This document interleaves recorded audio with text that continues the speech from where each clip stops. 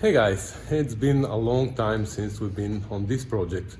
Lately I've been showing you videos of my Jeep that's in my home shop, and here in the workplace we have other projects, as you may know, and these were a little bit sidetracked because we were busy in the shop. Actually, as you may know, we build limousines, and lately we've been building barber shops on wheels in sprinters. We were busy for the last, I guess, 6 months with two of these barber shops, and we just finished them. So now we are not that busy and I can come back and do a little work on the 74 TR6 finally.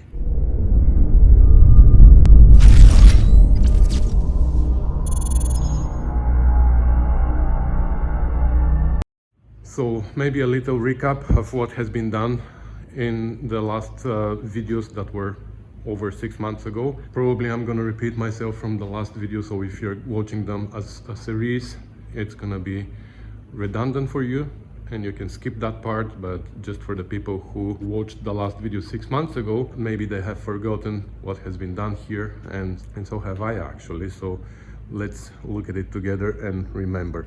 So the body has been restored completely, all the rust has been removed, panels have been changed, we changed floors, we changed inner seals, a lot of work has been done in the inner fenders here, in the engine bay, the valances have been rebuilt.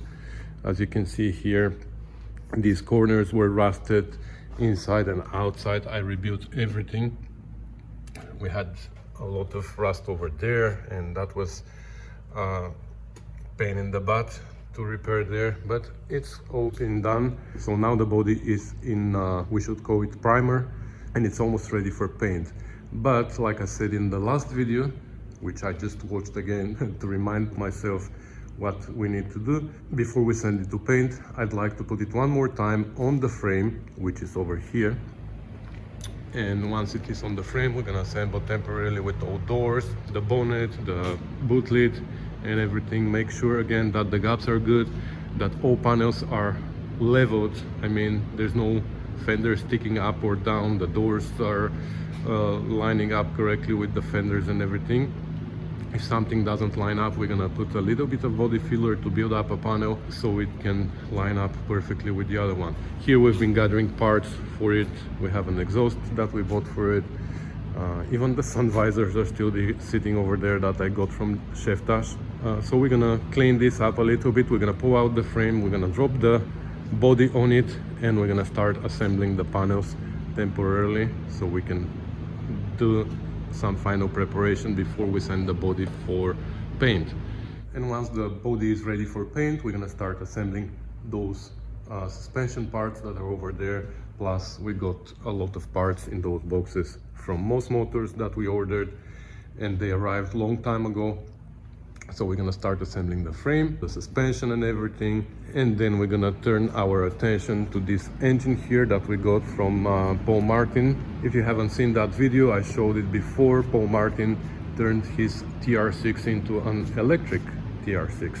So he doesn't need an engine obviously anymore, so that's the engine that we got from him. So we will see what it requires. Once the engine is done, we're gonna drop it on the rolling chassis that we're gonna have at that time, and when the body comes back from paint, we're gonna start final assembling.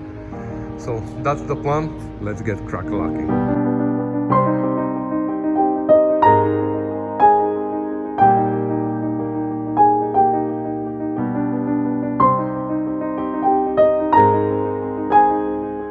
Alright, we are ready for a lift off. Every time I lift a TR6 body, I explain this, and I'm gonna explain it this time as well. People will keep asking me, what do I use as lifting points? So what I use is the seatbelt bolt at the bottom of the B-post on both sides, and that's everything I use. Because basically, this is almost the center of the weight of the car. Sometimes I use a third strap somewhere here, doesn't really matter where, because the weight that this third strap carries is basically close to nothing. So you're gonna see now how I actually am able to carry the front of the car, while here these straps are lifting the back of the car, because like I said, this is almost balancing. If these bolts were a little bit more forward, like maybe 3-4 inches forward, the whole car was gonna be balanced.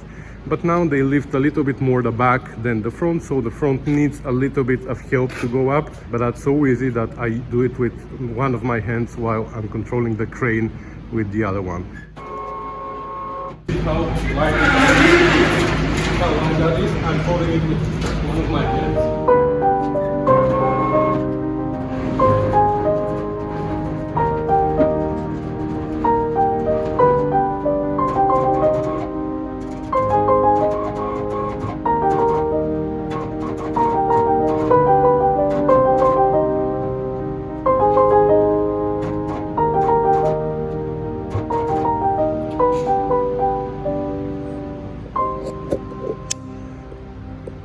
And that's everything.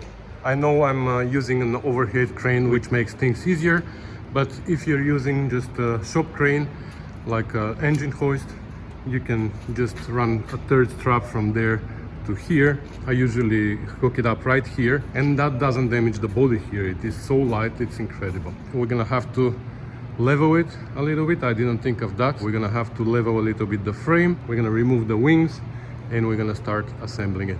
If you're interested in this wooden rotisserie, as I call it, you can find the plans on my website, www.rustybeauties.com, and I have plans on how to make these for TR4, TR6, TR250, and with a little bit of a modification, maybe you can fit them on other bodies too.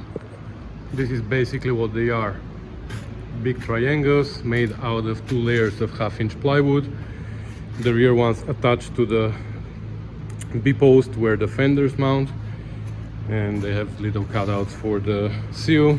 And for this part here, same one with the front one, it has a cutout for the seal and for this sail panel or whatever that is. And this one, though, it has a little bit of a extension here that bolts to the hinge mounts for the door. And that's everything. And then you can position it on each of these flat parts. You can position it on this part or on this part, or even if you want, you can flip it upside down and it's still gonna work. So like I said, plans are available for free on my website.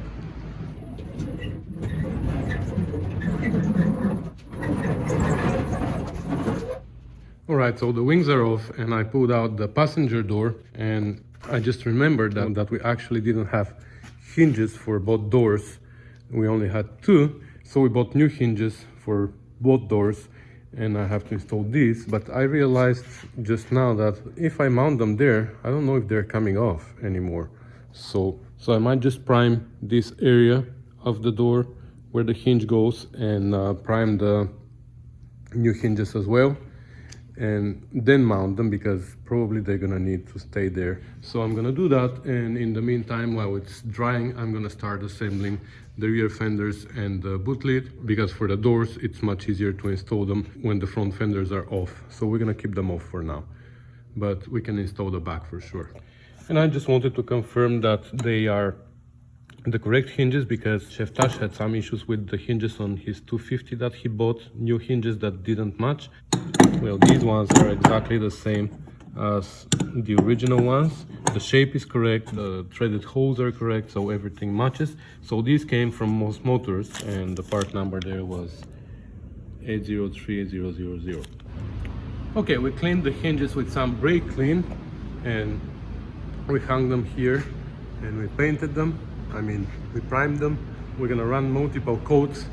I also primed this part of the door here and the other one as well over there.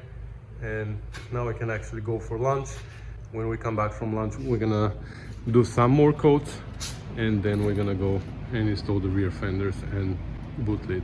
All right, so the first fender is in, and it fits pretty well except of one spot. So here it fits well. Here it fits well. I'm happy with that. Here it fits pretty well. We took care of that before. I remember when we were repairing this deck, we made sure that this fits nice here, which it does now. The only problem is right here.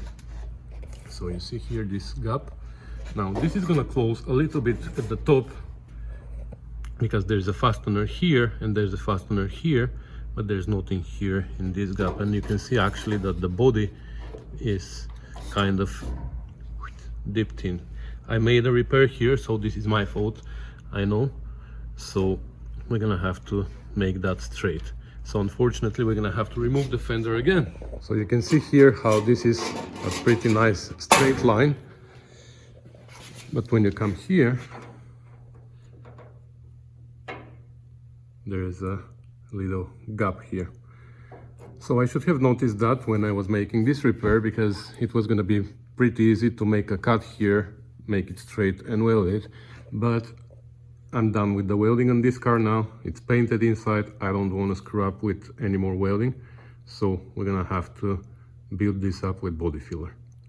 Okay, I put some body filler there, and while I'm waiting for it to harden, I came on this side and put this fender on, and I have pretty much the same problem here.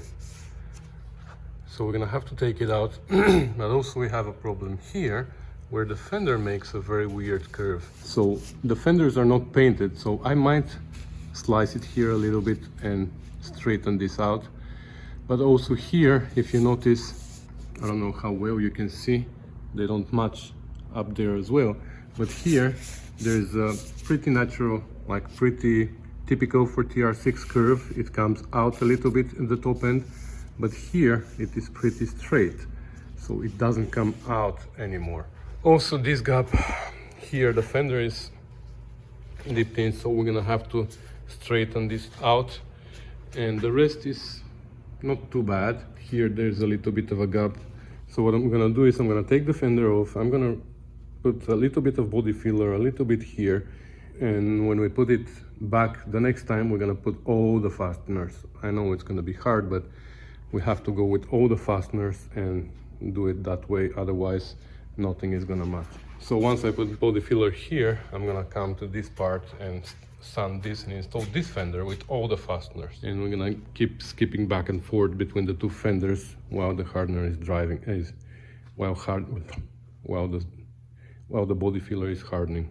All right, so this is what I'm talking about. And I remember now, this fender was welded when the car came. Even though it's a new fender, when they put it on, they welded it here. So somehow it got distorted when we were removing it, I guess, or I don't know, or they distorted it when they were mounting it. But you see there's this divot here. And I guess also that this was caused by the metal going in. This metal had nowhere to go but to bump out. So we're gonna try to pull this out, and also in the meantime push this in. I don't know how well that's gonna work, but we can try. I'm gonna use this C-clamp here.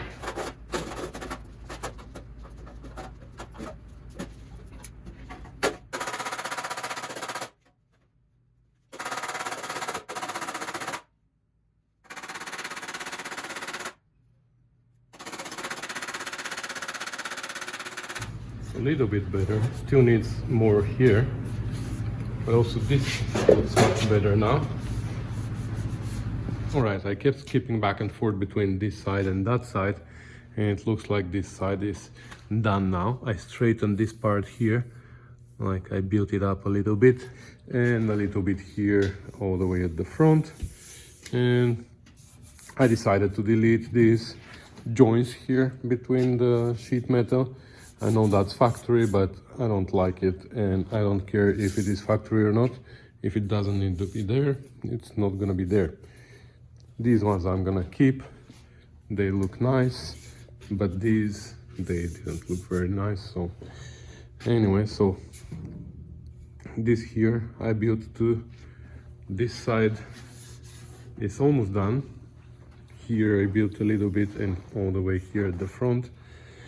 And this side is almost done, just dealing with this right now.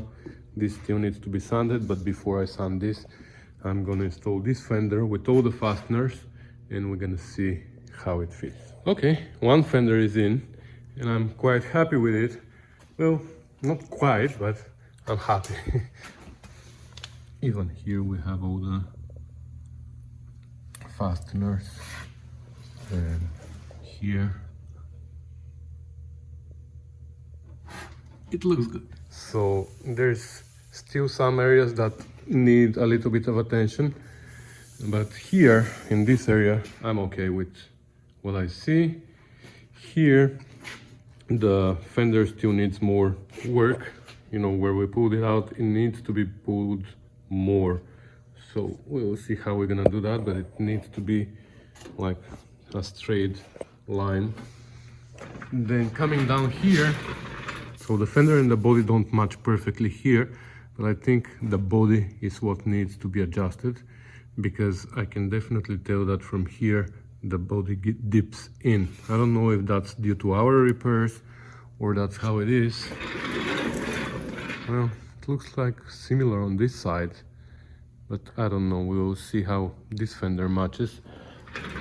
But anyways, we're gonna have to put a little bit body filler here and make these match, and here as well. It looks like down there the same.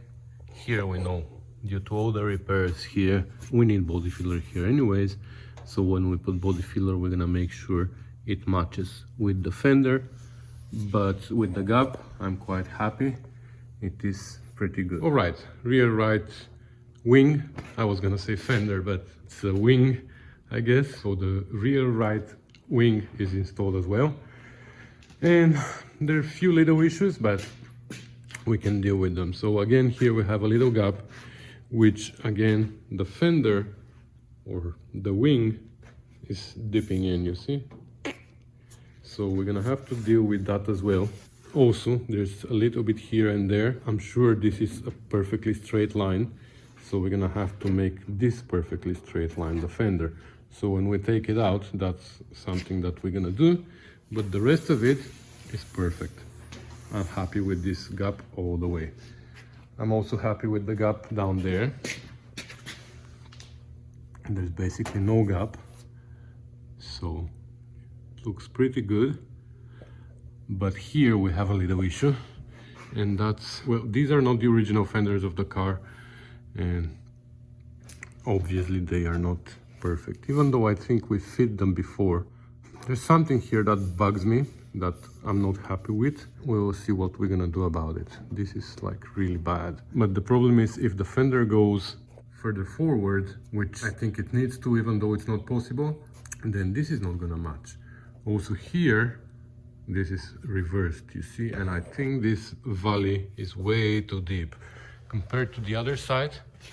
You see here it doesn't go down at all, it starts going this way and up, and even it is a little bit higher than this part, but this part I made this part here, so there's no guarantee that this is the correct. So I would trust the fender here. But on this side,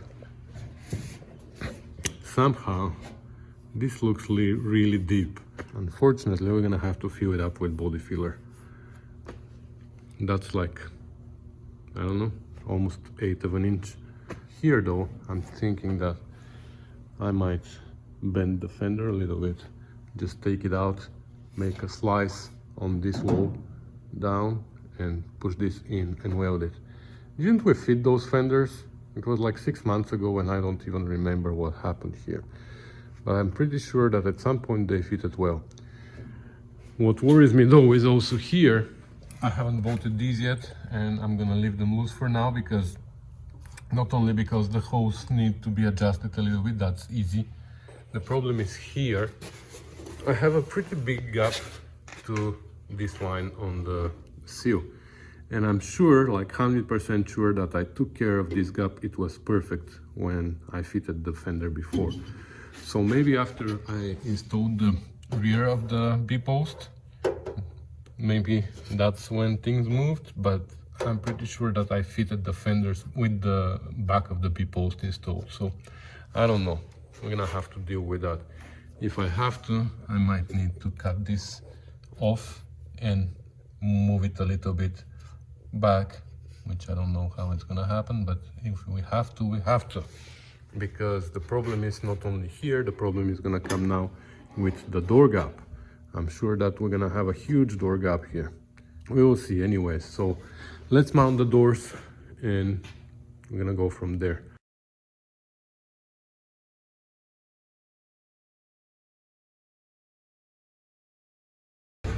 Very quickly here I'm going to explain what I'm doing, because I've seen people in video when they are touching door, they need like 3 people. One is holding the door here, one is inside, and they make it overcomplicated. To attach this door is pretty simple. When the door has been on the car already and the hinges have not been removed from here, so they will land in the right position, and then you have to only adjust the height from this side. But since here we changed the hinges, I don't know their position, so I attach them with just 2 bolts, only these 2, because there's one more here, but for now I'm gonna leave it out, because that gives me the possibility to play with the hinge here in this direction. And now I can put 2 bolts on each on inside, but I don't need 3 people to attach one door.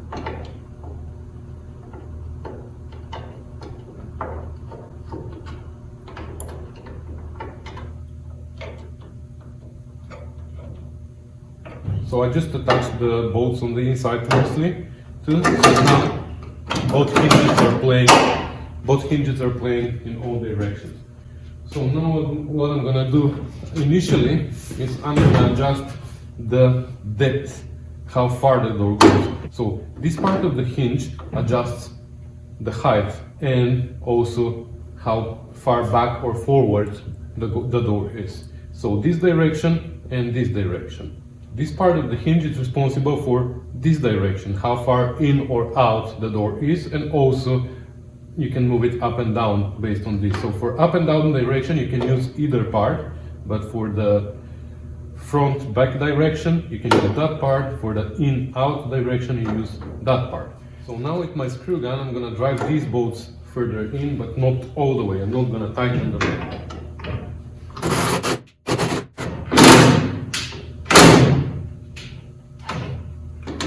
Okay.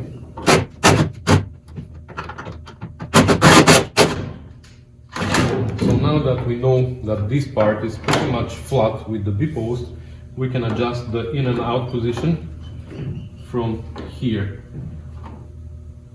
So I'm looking at this gap, and once this gap is okay, I'm okay too. There you go. It needs to go a little bit higher, but this we're gonna adjust from here. And now here, I'm looking at a pretty consistent gap here on the seal. So we can tighten this. Now, looks like it needs to be all the way in. And now, looks like the whole door needs to go up. Now we can shim it with anything, like in my case, I'm just gonna put a brush. And if it's higher, it's okay, as long as it's not lower.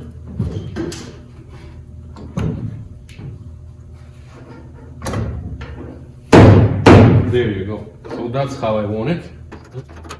Anyway, I'm gonna try to hold it with one hand. Okay, that's our initial position. From here, we can go with fine tuning, and I'll show you what I mean.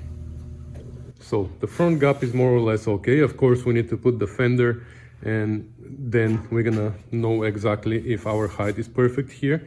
This is on TR6, this is basically the line that guides me all the time, this body line. But based on here, this height, I think we're gonna be fine. Here is where we are lower, but like I said, this is our initial position. Now we can adjust it. Like I expected, you see, this gap is becoming too big at the bottom, so I'm sure here we need to do something with the fender. So I'm not gonna bother too much with this gap for now. I'm just gonna adjust the height. And to adjust the height, we have 2 options now. To bring this up, this means that this corner needs to go in. You can imagine that, right?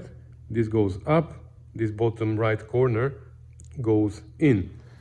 The other option is to leave this alone and to loosen this, and then this is gonna have to go forward. So if the rear end goes up, this top right corner goes forward. So we have to decide which one we want to do. Do we want to move this wall forward, or we want to move this backwards? And this is usually determined by this gap, because if we move the top end forward, this gap is going to become too big here. But we actually have the opposite. We don't want it bigger than that, so we're going to leave the top alone. We're going to actually bring the bottom end backwards, and this is going to make this gap a little bit smaller, right? And by bringing it backwards, this is going to go up. So now I'm not going to loosen the top end, I'm only going to loosen the bottom one. And now with one hand, I'm going to lift the rear end. I'm going to go higher than what I wanted.